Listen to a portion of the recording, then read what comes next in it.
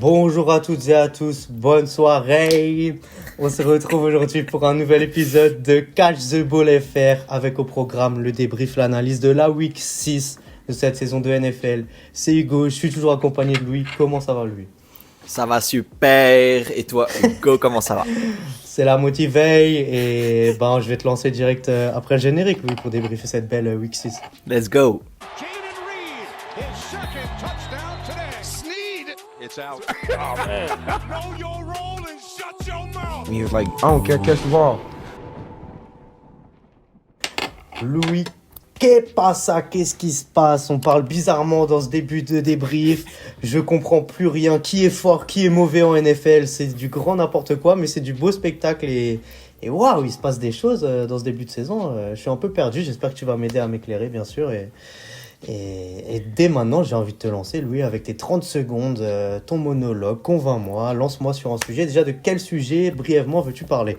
Mais Hugo, j'ai l'impression que tu m'as fait la perfect passe, une missile directement que j'ai pu catcher parce que je vais parler un peu justement. On est à un tiers du coup de la saison maintenant et je vais faire une petite revue de tout ce qui se passe parce que vraiment, il se passe des trucs de tous les côtés et voilà, ça va être mes 30 secondes, 30 secondes plaisir. 30 secondes plaisir que je vais lancer directement après mon top, Louis. Top! Hugo, il se passe vraiment beaucoup de trucs. Déjà en AFC Est, on a les Patriots qui sont premiers, mais qu'est-ce qui se passe? Les Bills qui sont en 4-2, 4-2 aussi. Partout, il se passe des trucs, sauf en AFC Nord, où les Steelers se détachent un peu. Papy Rogers arrive à quand même à faire des bons trucs, mais même en AFC Sud, les Colts, les Jaguars, ils se tirent la bourre. En AFC Ouest, avec les Chiefs, ça se tire la bourre aussi partout. Vraiment, il se passe des trucs. Même en AFC Nord, il y a toujours le haut niveau, mais les Bears sont là en plus. Donc voilà, c'est que du kiff, et on en parle avec toi, donc c'est que du kiff. Top. C'est que du kiff, Louis, de parler d'NFL et débriefer ça avec toi. Et c'est vrai, je t'ai lancé sur le bon sujet. Waouh, quel début de saison, quelle compétitivité en NFL, hein, des équipes, même des équipes qu'on pouvait attendre avec les recrutements, ce qui s'est passé dans la off-season, qui réussissent pas trop, des équipes qu'on n'attendait vraiment pas qui sont là, des gros qui réussissent, mais en fait non, c'est serré et on voit pas trop où ça va aller. Et c'est peut-être mieux comme ça, j'ai envie de te dire. Hein. C'est beau pour le spectacle et t'as plus trop le droit à la parole. Je sais pas si je te laisse un petit overtime. Mais... non, c'est bon. Mais non, vraiment, c'est plaisant. C'est un peu compliqué, effectivement, pour certaines équipes auxquelles on s'attache au fur et à mesure des saisons. Certains grands joueurs qu'on se dit, oh mince, encore une saison qui risque d'être compliquée pour lui, mais c'est bien pour d'autres. Voilà, c'est vraiment ce turnover, cette dimension que vraiment je trouve dans aucun autre sport, hein, pour le coup, ce qui valorise encore une fois notre passion pour la NFL et le football américain. Mais vraiment, c'est beau à voir toute cette diversité et cette compétitivité dans la grande ligue. Et à la fin, les Jets n'y arrivent toujours pas. Bref, Hugo. Quelles sont tes 30 secondes à toi cette semaine? On va aller dans le Missouri pour parler des Kansas City Chiefs. Quelque chose qui te tient à cœur, Hugo, j'ai l'impression, parce que oui. Tu vas à droite, à gauche, tu me fais des petits fake screens et au final, tu veux m'en parler pendant 30 secondes, Hugo. Et j'espère que t'es prêt, que tes arguments sont là. Et à mon top, t'auras 30 secondes pour défendre Chiefs. Top, Hugo. Louis, je les ai beaucoup taillés si vous nous suivez. Voilà, même si j'ai Patrick Mahomes qui m'a fait aimer découvrir ce sport, hein, j'étais déçu les dernières saisons des Chiefs. Mais là, j'ai kiffé revoir les Chiefs et je kiffe leur début de saison. Je me permets d'en parler là parce qu'ils ont battu les Lions. Je les voyais pas gagner. Une victoire 30-17 avec la manière. Embrouille à la fin du match avec Brian Branch qui refuse de serrer la main à Mahomes. Ça se bagarre, ça se dispute, mais c'est ça que j'ai aimé. Voir Mahomes avec du caractère, voir les Chiefs avec du caractère, voir du répondant, voir que ça va à la guerre ensemble et que ça produit du beau jeu. J'aime les Chiefs dans cette saison. Ah, il a quand même rajouté dans cette saison sur la fin. Et voilà. Hugo, c'est 30 secondes avec lesquelles je suis totalement d'accord. Quand on parle de ce match, justement, on se demandait, voilà, est-ce que il faut qu'ils... Enfin, en tout cas, on était d'accord tous les deux sur qu'il faut qu'ils sortent le statement s'ils veulent briller encore et rajouter de la hype, même face aux Jaguars, ils avaient déjà proposé un bon match, un très bon match avec des standards où ils étaient à leur top, où ça rejouait à la passe. Il va y avoir le retour aussi de Rashee Rice, enfin le retour tant attendu par tout le monde à Kansas. Mais franchement, t'as raison. Mahomes, il joue à la passe, il joue bien à la passe avec 3 touchdowns. Il va aussi en chercher un à la course et il fait sa petite célébration. Ce qui s'est passé avec Branch, c'est vraiment trop dommage parce que voilà, c'est pas ce qu'on voit généralement. En plus en NFL, on voit beaucoup de respect. Peut-être un peu hypocrite, mais bon, on s'en fout. Nous, ce qu'on voit, c'est la façade. De toute façon, on n'est pas censé être à l'intérieur. Il y a juste Adam Schefter qui a toutes les infos. Mais, mais sinon, ouais, t'as raison. Très très beau match. Du Kelsey dans les réceptions, du Mahomes à la passe. Voilà. Et puis la semaine prochaine, c'est contre les Raiders. Donc il y a encore de quoi faire un gros score et reprouver que les Chiefs sont bien back et sont là pour prendre leur division. Eh ben, parfait, Louis. On s'est bien complété. Je me demande si on n'est pas un peu trop poli l'un avec l'autre, là, après nos 30 secondes. On est toujours d'accord. Oui, oui, je te rejoins, je te rejoins. Je sais pas si on se force un peu, si on n'est pas aussi un peu hypocrite, finalement. Mais, je t'ai toujours rejoint et tu me rejoins aussi, du coup, c'est parfait pour ce format qu'on a introduit cette saison. Pour revenir sur nos traditions en direct, sans transition, bonsoir. Yes. Parler de nos tops. On a déjà évoqué 2 matchs, mais toi, Louis, quelle équipe t'as marqué vraiment bien, quoi, dans le positif lors de cette Week 6 NFL? Dans cette Week 6 qui est maintenant dans les cartons, Hugo, ce sera les Falcons d'Atlanta qui ont gagné face aux Bills.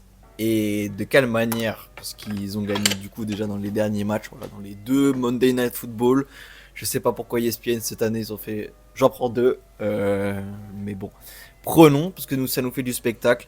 Un très bon Micah Penix Jr., 250 yards, un très très bon Bijan Robinson avec 170 yards et un touchdown, et un très très très bon Drake London. Ça a vraiment marché de toutes parts, et des grosses réceptions, des gros lancers, des gros carries, même un beau porté de balle qui est allé jusqu'au bout avec la force de Bijan Robinson.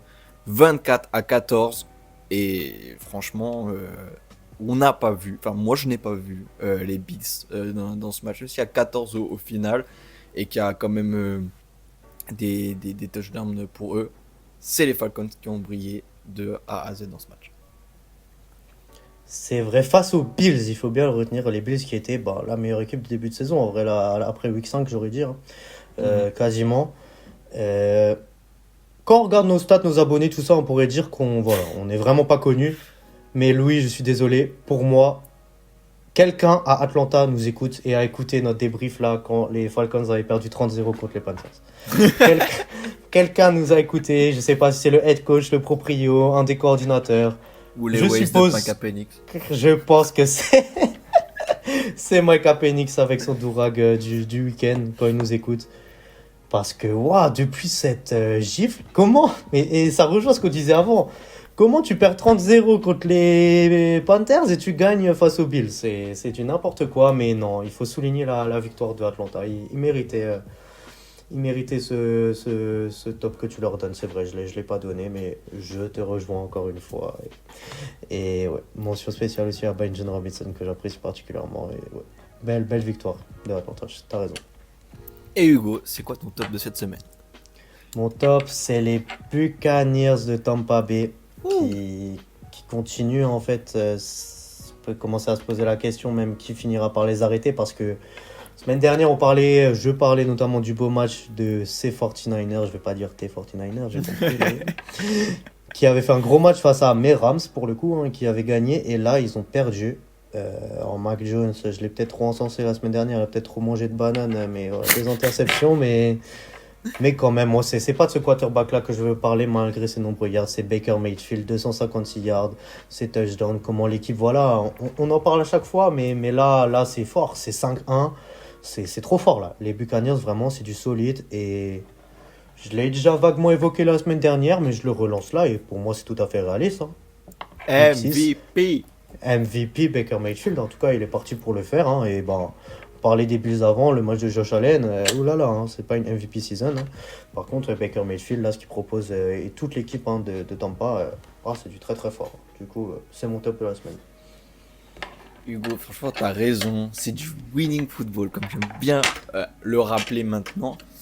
Seule petite défaite, c'est face aux Eagles quand ils étaient sur leur super lancée qui au final, on va peut-être pouvoir en parler aussi un peu de ces Eagles de cette semaine qui sont un peu arrêtés. Mais en tout cas, c'est vrai que Baker Mayfield, ce qu'on peut vraiment pas lui reprocher, c'est sa constance, son pragmatisme et est-ce qu'il peut justement garder tout ça sur les 17 matchs de la saison. Moi, je pense qu'il peut le faire. Après, Oui, est-ce qu'il y en aura un petit gars de Texas Tech qui va peut-être pouvoir hausser son niveau de jeu et plus briller que lui qu'un Baker Mayfield qui gagne tout le temps? Parce que même si c'est très efficace, c'est horrible à dire, hein, mais pour l'instant, les médias commencent tout simplement à en parler tout doucement. On dirait qu'ils ont même un peu peur aussi de le dire et préfèrent dire largement Mahomes, qui est d'ailleurs plus coté dans les paris.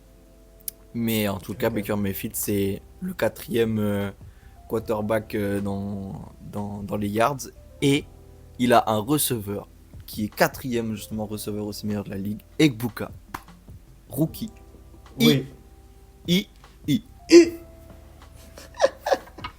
Dis-moi tout. Oui.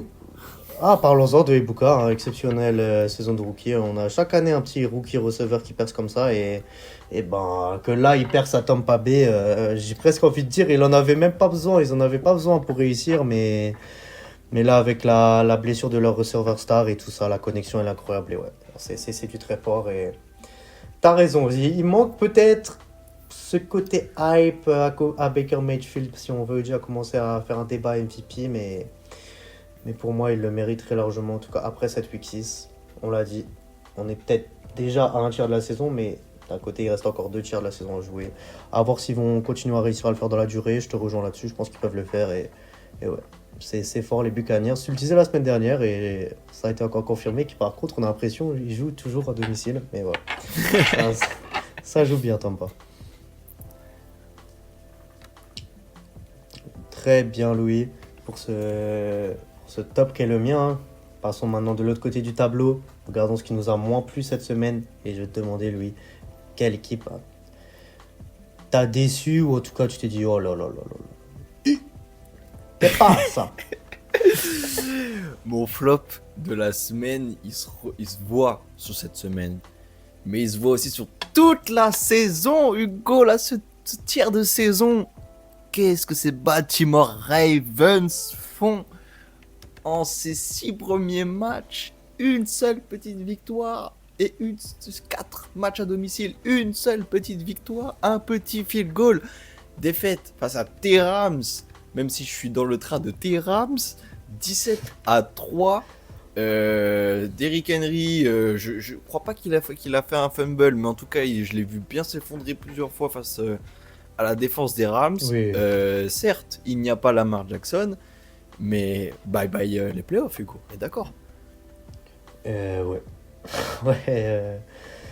Ouais. J'avoue que le fait que c'est face aux Rams, ça me choque pas tellement. Cooper Rush, je crois qu'il, je sais pas, hein, il s'est pointé au match.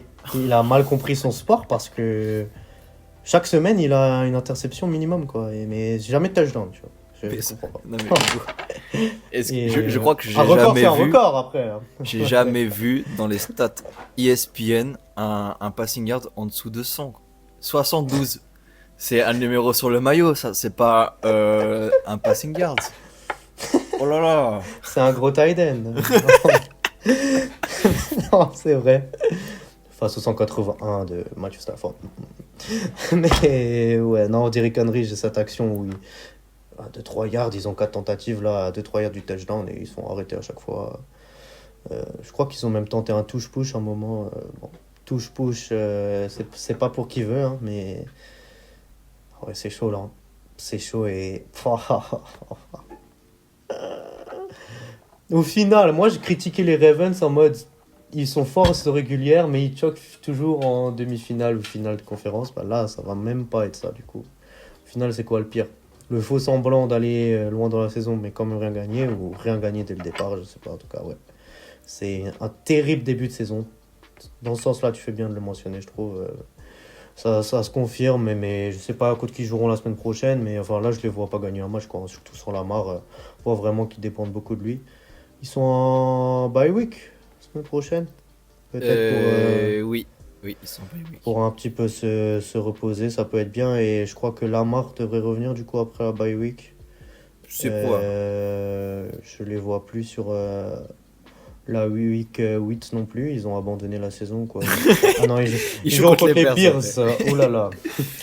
Parce qu'on reviendra sur les Bears, mais ouais, non, c'est terrible début de saison. Faut-il virer le coach? Je sais pas, mais il faut faire quelque chose à Baltimore. Bah en tout cas, juste quand t'as Cooper Rush qui a le département de la Sarthe en termes de passing yards, il faut peut-être se poser des questions. Et effectivement, Hugo. Ça, c'est du journalisme. Mais Ah c'est là là peut-être là. juste dommage pour Derrick Henry qui est venu chercher une bague et ça fera du coup 2 années sans bague. Une année où c'était vraiment possible et l'autre là où on n'aura même pas vu Derrick Henry dans le Maryland très longtemps, quoi. C'est vrai, et ça me fait penser, petite remarque, des joueurs comme Mahomes ou même Brady à l'époque, ça peut normaliser le fait d'avoir plusieurs bagues, mais on a des très gros joueurs qui arrivent des fois à même pas avoir une bague dans leur carrière. Alors, je ne souhaite pas, mais c'est peut-être ce qui va arriver à Derrick Henry, et ouais, ça minimise pas du tout. Et justement, tout le contraire, le fait de gagner au moins une fois un championnat, c'est quand même quelque chose d'exceptionnel, quoi. Parce qu'on peut être un excellent joueur et par des histoires de draft, tout ça, on se retrouve dans une moins bonne franchise, ensuite on switch, voilà. Rien n'est promis, voilà. Et dommage pour lui et dommage pour ses Ravens. C'est vrai qu'il avait toujours Cette beauté du jeu, quoi. Ce ouais, flash, quoi. ouais, non, oui, c'est vrai. L'attaque est nulle aussi. La défense était toujours fébrile. Mais là, l'attaque n'arrive même plus à combler, quoi. Du coup, ouais, c'est chaud. 3 points. C'est chaud. Et ils ont même plus Tucker au field goal, il me semble. Oui, Ils l'ont viré. ils n'ont plus Tucker au field goal, effectivement. Wow. Et Hugo, c'est qui ton flop, toi, de cette semaine? Fake screen! Oh non! Il faut que je crée un jingle. Non, parce qu'on en a déjà parlé avant. J'aurais pu mentionner les Bills qui sont inclinés, voilà, les 2 interceptions et le match terrible de Josh Allen, mais ça aurait peut-être été un peu sévère de ma part. Et retenons, comme tu l'as bien fait, la victoire d'Atlanta. Et je vais quitter l'Amérique, là, c'est bon, Louis. Soyons fiers de qui on est.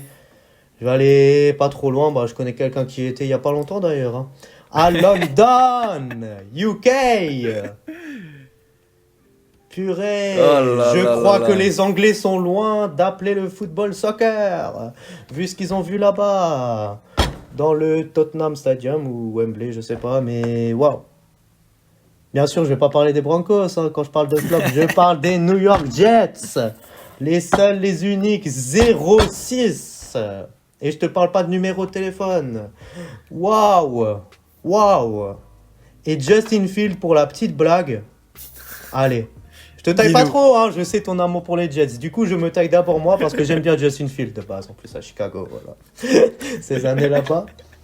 Justin Fields est le joueur qui a lancé le moins d'interceptions sur la saison. Et j'ai vu un mec sur Twitter qui a répondu et qui a dit pour lancer une interception, il faut lancer la balle.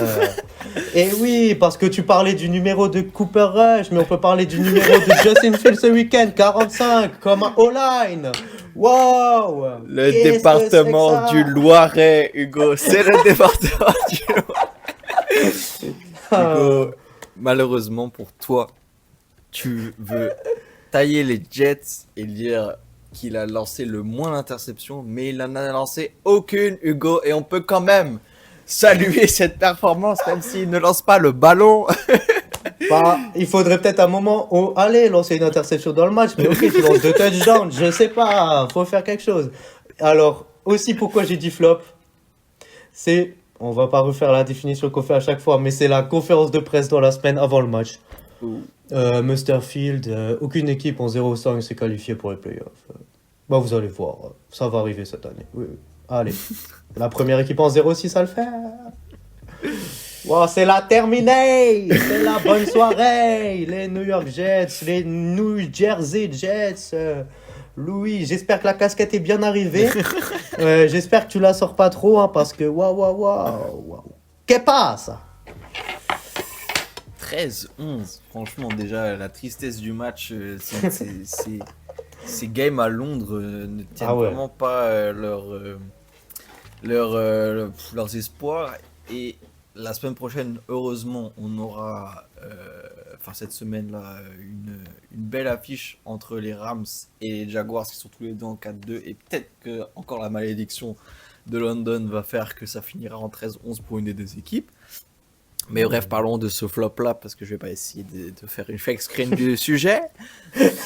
Mais non, t'as raison, hein, franchement, qu'est-ce qui se passe chez ces Jets? Aaron Glenn n'arrive rien à faire avec ces Jets. Il n'y a aucune star qui hype, même Lazare. Je sais pas si t'as vu, mais il se passe vraiment des discords au sein du vestiaire où il y a des regards, il y a des side eye, c'est les side eye qui sont très très néfastes et vraiment il y a rien qui va chez ces Jets. Ils sont en 0-6 et c'est la seule team en 0-6. Même Nashville a une victoire. Oh, il fallait qu'elle le dise. Non, sérieux, en plus, c'est pas sur le papier, c'est pas catastrophique. C'est une plutôt bonne équipe, ils ont Sauce Gardner, voilà, mais non, rien du tout, quoi. Ok, les Broncos sont peut-être meilleurs qu'eux, ils ont perdu. Ils ont pas pris une gifle. Sauf que le problème, c'est le 0-6, quoi. Je me demande si on a déjà eu ça depuis qu'on suit vraiment la NFL, parce que là, c'est vraiment sévère. Question de si on va pouvoir avoir le nouvel indicatif 07 la semaine prochaine. En tout cas, Hugo, moi je parie sur un 07. On risque pas de voir le plus 33, en tout cas. Waouh. Yes. Voilà pour mon flop, hein, Louis. On a terminé pour ça maintenant. Passons aux joueurs personnels. Revenons sur les récompenses personnelles. La récompense personnelle de la semaine. Quel est ton meilleur joueur pour toi, Louis? Par pitié, pas de fake screen. Qui est ton MVP? Fake screen. Non. Hugo, mon MVP sera Jackson Oh! Smith and Jigba. Fake screen de fake screen. Hugo, je me devais de la faire. Tu t'es trop tué à Madden, là. Je me devais de la faire quand Jackson Dart a fait un très bon match. Je devais faire un shout-out à Jackson Smith and Jigba qui est le leader en termes de receiving yards, qui même dans les projections peut faire une saison record en termes de receveurs de toute l'histoire de la NFL. Et on peut donc parler de son match cette semaine où les Seahawks ont battu. Eh oui, allez, Gillette. Je sais plus le score. Qui a battu qui? Tu peux 20 dire. à 12. Contre les Jaguars, Les pardon. Jaguars. Mais Smith and Je Jigba sais que qui tu fait- veux pas froisser un abonné fidèle de la chaîne, mais il faut le dire. Non, franchement, même je veux parler aussi de son quarterback qui est devant Oh, mais Baker allez. Mayfield dans les Allez. passing yards. Donc, franchement, ces Seahawks qui sont très efficaces. Les Jaguars ont essayé jusqu'au bout, mais ont un peu flop dans le dernier quart-temps en inscrivant en inscrivant un touchdown, mais pas en convertissant la tentative à 2 points. Mais bref, on n'est pas là pour parler des Jaguars, on est là pour parler des Seahawks et de Smith and Jigba. 162 yards, un touchdown, peut faire du coup, comme j'ai dit, la saison de l'histoire en termes de receiving yards. Et bah chapeau à ces Seahawks de Seattle, des Seahawks de Seattle. Voilà. Ça a eu du mal. Bravo Louis, je t'applaudis. On en a déjà parlé, on en a parlé la semaine dernière. On disait que les Jaguars, les Chiefs avaient bien joué la semaine dernière, mais que les Jaguars étaient juste meilleurs que les Chiefs. Ce qu'il fallait quand même dire. Et là, j'ai envie de dire que les Seahawks étaient juste meilleurs que les Jaguars, parce qu'on n'est pas là pour parler des Jaguars, on est là pour parler de ces Seahawks. Et dans ces Seahawks, dans mes Seahawks, de mon joueur préféré des Seahawks avec le quarterback remplaçant, mais qu'on risque pas de voir vu les perfs incroyables de Sam Darnold. Merci Louis de donner son crédit à Jackson Smith et Jigba. Bravo, je t'applaudis, j'ai rien à redire. Ça, c'est pas de la politesse, c'est vraiment, je suis totalement d'accord. Pour tout te dire, si c'était pas la pauvreté, j'achèterais peut-être son maillot, tu vois, le maillot bleu là, des Seahawks, équipe que j'apprécie particulièrement et qui est confirme vraiment et fait un statement, que ce soit lui ou l'équipe hein, face à ces Jaguars qui sont très bons hein, et qui font un bon début de saison. Ça remet en rien cela en cause, mais en tout cas, ouais, grosse perf des Seahawks. Ça me fait plaisir que tu la soulignes. Et toi, Hugo, quel est ton MVP de la semaine? Moi, MVP de la semaine, je vais rester pour le coup, pas de fake screen, pas de machin. C'est le joueur que je verrai MVP après la Week 6, on en a déjà parlé, mais Baker Mayfield, voilà, avec sa presta, 256 yards, 17 sur 23, 2 touchdowns. Et dès qu'il n'arrive pas à faire la passe à un de ses receveurs, il a d'excellents receveurs à Tampa Bay, il arrive quand même à finir à la course et à donner cette énergie et être un leader sur et en dehors du terrain. Et un homme dans ce podcast m'a dit que pour être MVP, il y a aussi le comportement, le caractère, le blabla. Et pour moi, il coche toutes ces cases, Baker Mayfield. Du coup, je voulais lui donner mon trophée de MVP cette semaine. Comportement, bah ouais. Non, Hugo, Parfait. je te rejoins. Parfait, Louis. Bah, très bien. On a parlé des gros des matchs. On va parler du coup de ce qui reste qu'on n'a pas du tout abordé. Et commençons par un petit kiff là. Allons-y. Allez, faisons-nous plaisir. On n'en a pas parlé, mais il y a un duo. Il y a un duo qui fait beaucoup de bruit en ce moment. Jackson Dart cette fois-ci et Cam Skadibu qui ont marché sur qui dans le Thursday Night Football, qui ont marché sur qui ce jeudi sur les Eagles. Victoire des Giants. Fly Eagles. Fly back home. 34-17. Belle presta des Giants qui ont l'air d'être lancés. En tout cas, il y a une petite hype qui se crée. Voilà, il reste en 2-4. Je ne sais pas si ça va faire quelque chose, mais même Jackson Dart, ça confirme. Et les Eagles, touche-push. Ça marche plus ou quoi? Qu'est-ce qui se passe? Il y en a râlé pâquerette pour rester poli. Mais lâche-toi, Louis, vas-y. Second and one, touche-push. Third and one, touche-push. Fourth and inches, touche-push. Touchdown, Jalen Hurts. Mais au final, c'est Jackson Dart et Cam qui ont mis 98 yards et 3 touchdowns. C'est vrai, Hugo, on en parle outre-Atlantique de ce duo qui est singulier, surtout de ce running back là qui vraiment vit le football, qui a que des edits genre Cam Skadibu Core, et tu vois que lui qui fait le mariole, mais bref, en tout cas c'est... Ce mec casse-cou avec toi à la maternelle. Exactement. Mais c'est ce mec là au final qui te défonce des autres pour au final avoir 34-17 qui aurait donné ces Giants gagnants la semaine dernière. Ah ouais, non. Nous deux parce qu'on déteste les Eagles, mais sinon personne n'aurait donné le double gagnant pour ces Giants qui réaffrontent les Eagles dans 2 semaines. Back to back, Hugo? J'espère. J'attends de voir. C'est pour ça que ils sont quand même en 2-4, c'est vrai. J'attends de voir, mais ça serait parfait. Ça serait parfait parce que ça joue bien les Giants, mais je dirais quand même aussi que ces Eagles sont un peu en crise, hein, de défaites de suite. Ils font que du touche-push là. Alors ça marche. Mais aucune autre équipe vraiment arrive à refaire le touche-push. Mais ça y est, je vais arrêter de les valoriser. Non, c'est la crise. Là. C'est la crise.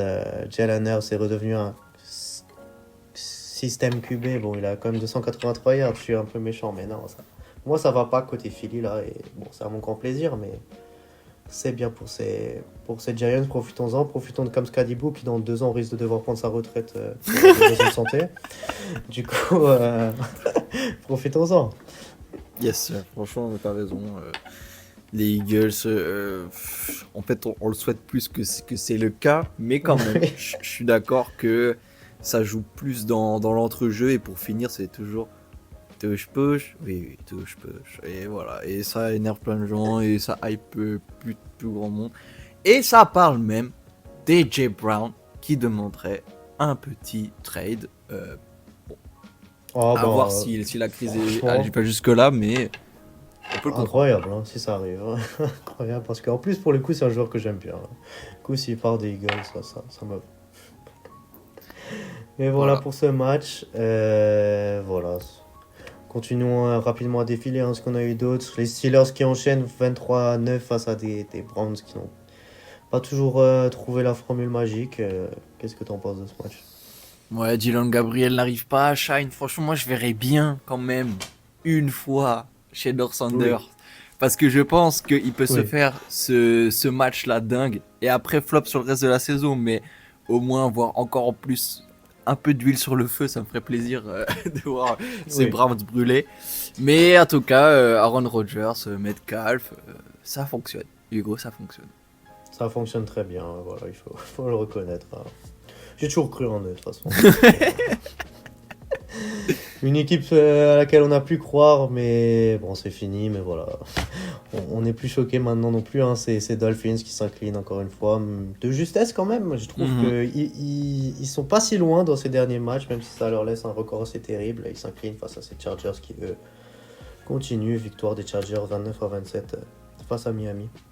Pourquoi fallait-il que Tyreek Hill se blesse pour que ces Dolphins justement commencent à briller et commencent, enfin pas briller, mais en tout cas à jouer, en tout cas tout simplement. Et ils auraient pu avoir ces points finaux avec Tyreek Hill qui au final est bien remplacé par Wallen, je crois qu'il s'appelle le Titan. Non, Waddle. Non, pas Waddle, c'est un receveur. Il y a un numéro 83 qui faisait du rap et au final, voilà, Hugo, je te laisse divertir les abonnés pendant que. Alors, est-ce que des fois je me demande si j'ai un journaliste avec moi ou Tua Tagovailoa Darren Waller. Ok. Darren Waller. Je le crois. Qui a mis enfin qui en fait arrive bien à finir dans la end zone, qui donc est revenu d'une grosse blessure, concussion, etc. Mais bref, au final ça gagne toujours pas et les Chargers qui se sont bien réveillés et à 29-27, bah ils sont toujours au top de la FC West. C'est vrai, même si on va voir si les Chiefs vont réussir par finir à les rejoindre. Une équipe qui est aussi top de division, une équipe que j'apprécie bien, mais j'irai pas jusqu'à dire mes Patriots, mais quand même j'aime bien ce qu'ils proposent. Là, ça joue bien. Hein. Ça mérite une place dans un power ranking, hein, j'ai envie de dire, même si c'est face aux Saints. Victoire des Patriots 25-19. Drake met en très grosse forme, je trouve. Moi, j'aime bien. Est-ce qu'ils ont trouvé leur vitesse de croisière?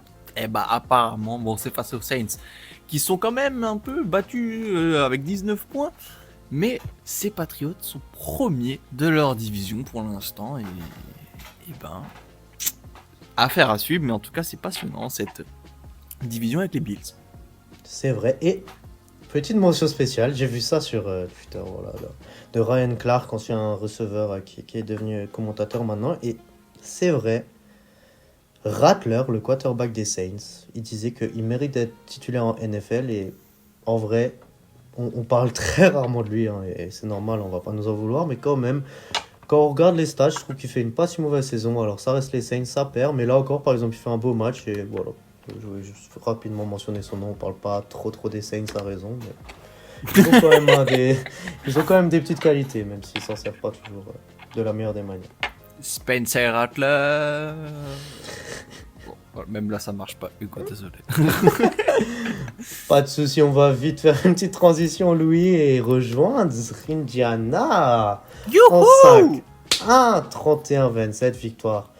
Ok, face aux Cardinals avec Brissett sur le terrain et non Kyler Murray blessé, mais bon, ça se lance pas pour les Cardinals, mais ça enchaîne très bien, en tout cas pour ces Colts, et ce très beau début de saison qui se confirme.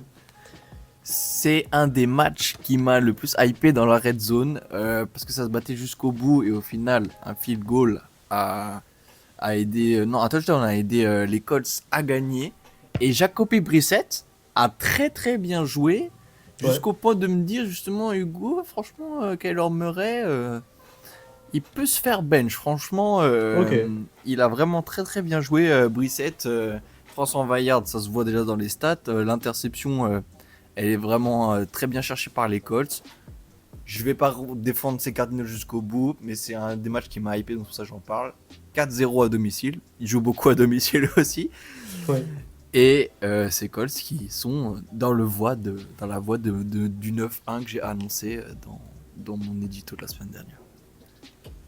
Dans la voie du 9-1, une équipe qui n'est pas dans la voie du 9-2.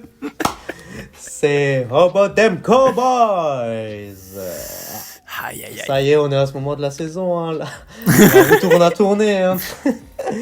27-30, victoire des Panthers. Donc il faut aussi souligner que, ok, ils sont un record neutre 3-3, mais généralement ils sont plutôt en 1-5, les Panthers à ce moment-là de la saison. Du coup, ça enchaîne bien côté Panthers et ça marche toujours pas côté Cowboys malgré un Dak Prescott plutôt en forme. Un Dak Prescott plutôt en forme.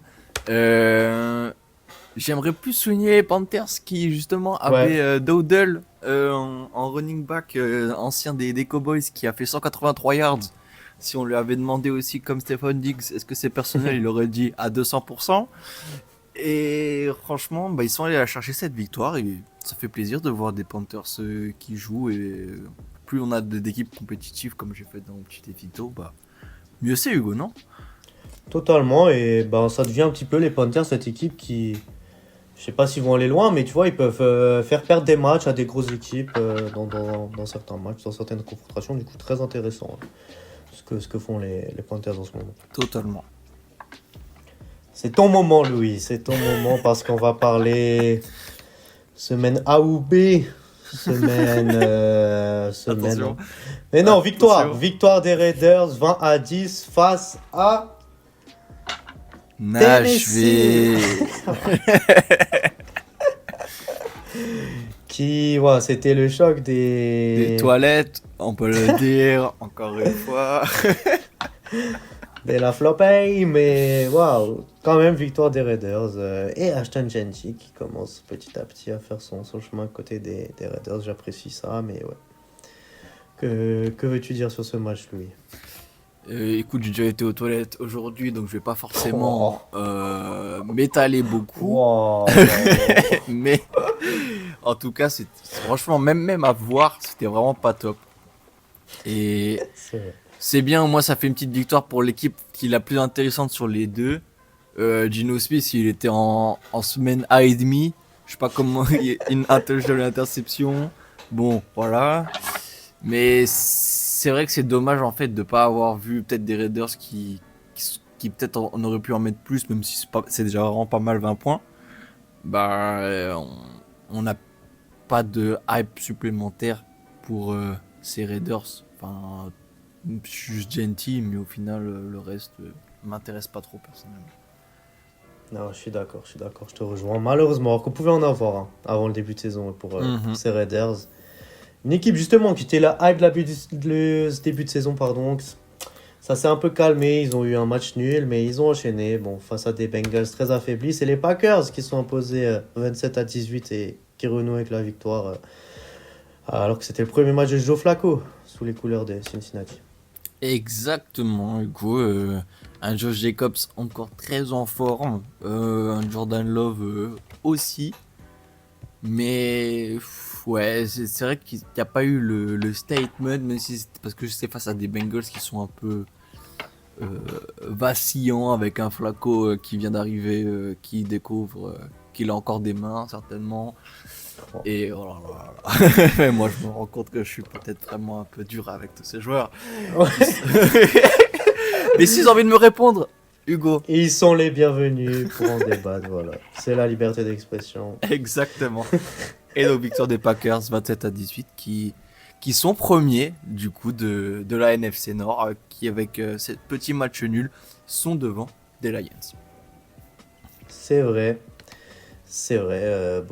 belle presta de leur part. Et maintenant, Louis, on peut arriver sur le match de la semaine. Hein. Le Monday Night de la semaine qui pour une fois était une belle affiche. Et cette victoire sur le gong avec ce field goal 25-24, victoire des Bears face aux Commanders dans ce duel des numéros 1 et 2e de la draft il y a 2 ans. C'est Caleb Williams et Chicago de retour de bye week qui continue à vraiment faire quelque chose, hein, je trouve, là, dans ce début de saison depuis 2-3 journées. On se rappelle de la dinguerie l'année dernière avec la Hail Mary là. Est-ce que on n'a pas le même Jaden Daniels? On va pas très loin de quitter le navire, mais voilà, il revient de blessure, une interception. 3-3 quand même les Commanders. C'est peut-être pas ce qu'on attendait d'eux à ce moment-là de la saison et peut-être pas non plus ce qu'on attendait des Bears. Qu'est-ce que tu as pensé de ce beau match, j'ai trouvé? La confiance a changé de camp. Ouais. Même si l'année dernière, ça aurait pu encore être le cas, puisque au final, la Hail Mary, elle aurait vraiment pas dû passer, même si Ouais. elle a glissé des mains avec du savon du cornerback des Bears, mais cette fois-ci, elle a glissé des mains de Jaden Daniels qui force un fumble et voilà, il a pas bien donné la balle à son running back qui donne le drive gagnant pour les Bears.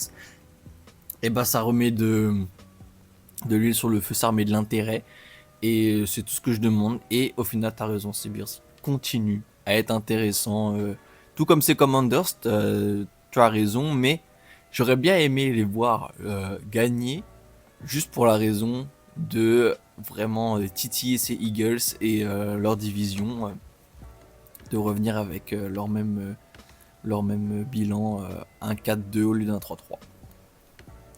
C'est vrai. C'est vrai, la NFC Est là, en jeu. Ah, j'espère que les Commanders là apprennent. Mais, mais ouais, c'est vrai. Et beau match aussi de Chicago, c'est vrai, totalement, lui. Pour finir la semaine. Je sais pas s'il y a un autre match ou quelque chose sur lequel tu voulais revenir en particulier avant de conclure. Non, moi ça allait quoi. Je suis Parfait. prêt pour le gros. T'es prêt pour le gros? Et ben, je vais te lancer directement, Louis. Week 6 de NFL, un tiers de la saison. Des conclusions difficiles, mais des conclusions à tirer quand même. C'est leur fatidique où je te demande ton top 5, ton power ranking des 5 meilleures équipes de NFL après la Week 6, en commençant par le numéro 5, Louis. En 5, Hugo, je vais mettre TC Hawks, Hugo, Ah. qui sont en 4-2, qui sont vraiment Ah très ouais. forts avec des noms, justement, t'en parles pas trop, même le Cooper Cup qui a mis un touchdown, on n'en parle pas trop, etc. Ouais. Mais en tout cas, il y a des receveurs très forts, comme mon MVP de la semaine, et son quarterback Sam Darnold. En 4, tes Rams, Hugo, que tes équipes qui sont Eh ben. dans mon Power Rankings, qui sont aussi en 4-2, qui sont très forts. En 3, je garde les Lions, même pour leur bilan, même s'il y a cette défaite. Il faut sanctionner. Ils sont en 4-2 et justement, voilà, je vais leur perdre. Ils étaient quand même premiers la semaine Oui. dernière, mais là, unsportsman conduct, et donc tu repars à la 3e place. En 2, l'équipe qui doit finir en 9-1 à la week 10, les Indianapolis Colts, qui continuent avec pas forcément le quarterback le plus flamboyant, mais en tout cas qui fonctionne et qui arrive à faire fonctionner cette équipe et cette offense. Et en 1, c'était plus facile l'année dernière quand il y avait une équipe qui avait 0 défaite, mais cette fois-ci, il faut faire un choix et ce sera les Tampa Bay Buccaneers, Hugo, de Baker Mayfield. Eh ben, très bien, Louis. Très, très bien, ton ranking. Je le valide bien. La semaine dernière, on avait laissé les Jaguars en honorable mention, 6e place. Et bon, je pense que on a bien fait de ne pas les rentrer, hein, vu leur défaite ce week-end. Et moi aussi, ils ne vont pas être dans mon power ranking. Mais par contre, comme toi, je vais faire rentrer à la 5e place l'équipe qui a battu les Jaguars. Allez, j'aime bien quand on dit ça, du coup je vais le redire aussi. Mais si Hawks 5e, je te rejoins, ils méritent leur place dans ce power ranking.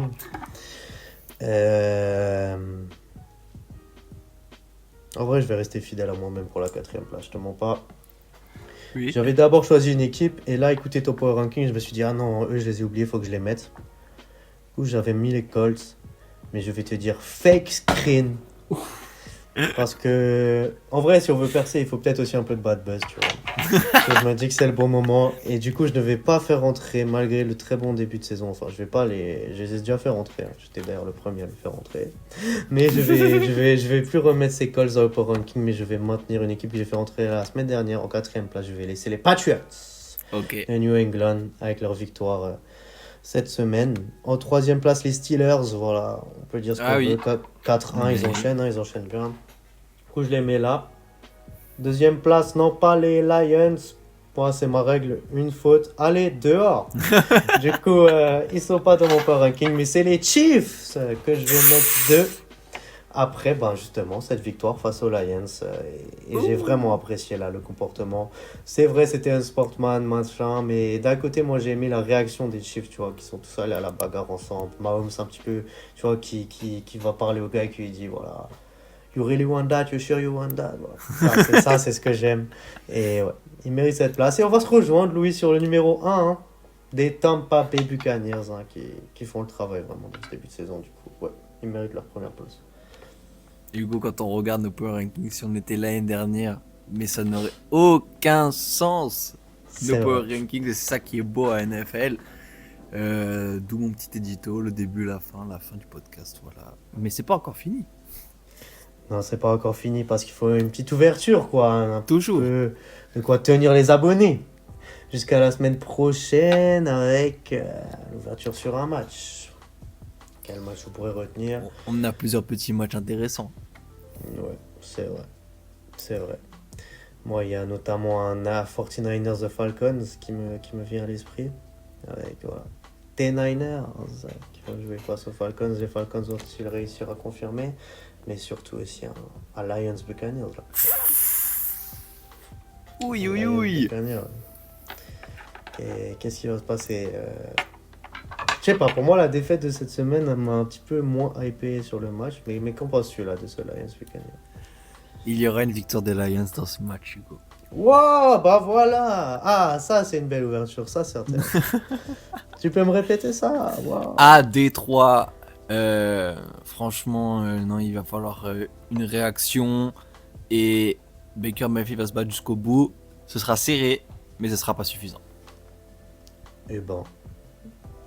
Wow, j'ai l'impression que tu reviens du futur là. C'est très très précis. Ce que tu dis.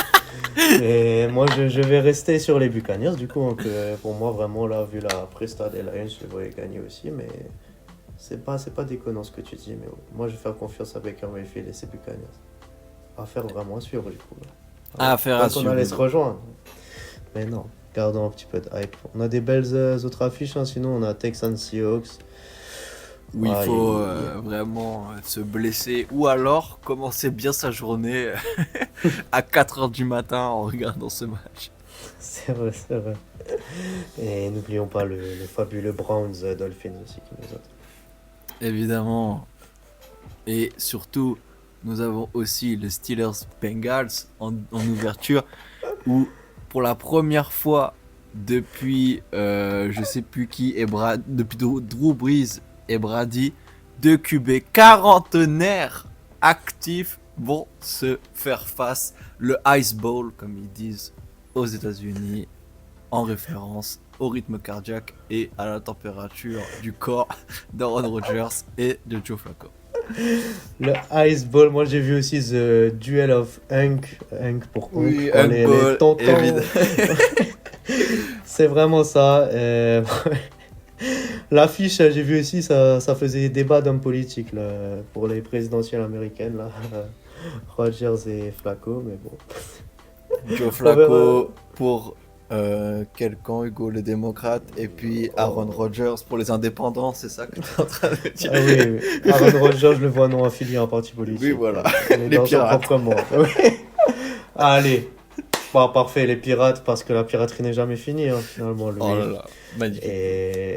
Et on va le voir la semaine prochaine. Je vais peut-être ouvrir comme ça parce que les Buccaneers, c'est des sacrés pirates et ils vont manger du lion. Même si t'es pas d'accord, on verra ça. Affaire à suivre. Qu'on suivra toujours bien sûr ensemble et c'est un plaisir. C'est plaisir partagé. See you next week. Got you. Got you.